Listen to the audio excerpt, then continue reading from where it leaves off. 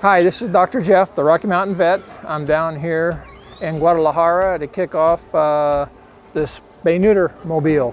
I graduated from CSU in 1989 and I've been practicing veterinary medicine for the last 35 years and I'm known for high volume spay-neuter.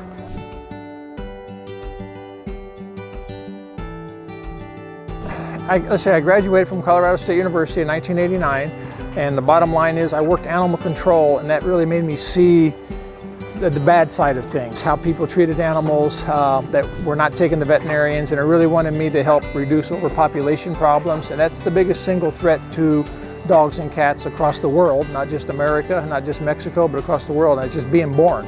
Too many, overpopulation, so that's what really drove me more than anything else.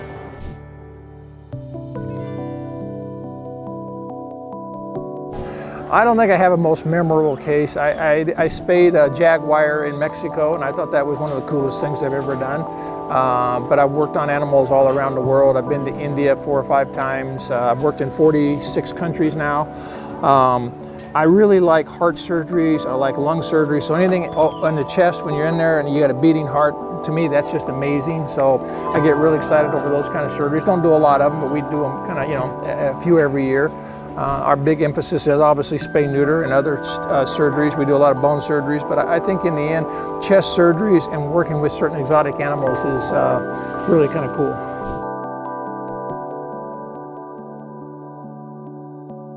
We're #1 on Animal Planet for 8 seasons, and the bottom line is we try to use it as an educational platform to talk to people, to talk about spay-neuter, to show basic health care. Dental care is real important, and a lot of animals never get it. I think the show was a two-edged sword.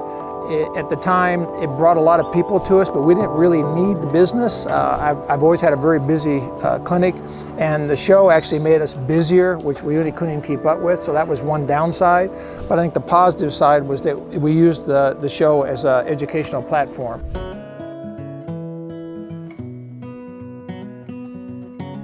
The future of veterinary medicine in America scares me to death. Generationally, the kids coming out don't want to work that much. They don't want to work, 40 hours a week. And it's that life-work balance. And I don't think that's spread to the rest of the world quite yet. COVID obviously was hard on a lot of businesses. There's a lot less people available to work. So I don't know, we have to train vets to do real basic stuff.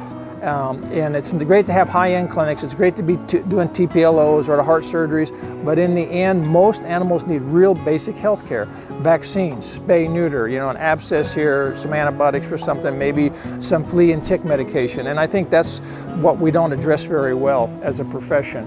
I think in Mexico and a lot of places you have a much younger demographic in Mexico, and I think you have a lot of vets coming up that really want to do something. And if I give advice to anybody, it would be like, if you give back to your community will give back to you.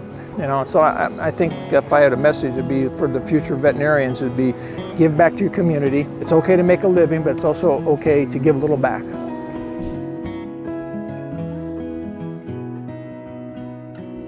Well, I'm here at Potomac University, and I definitely want to invite people to come out, see what they do here. The veterinary students here are highly rated. They do a great job, and these guys do a lot of community outreach. So I think from that standpoint, this is a great university, and you ought to come down and check it out.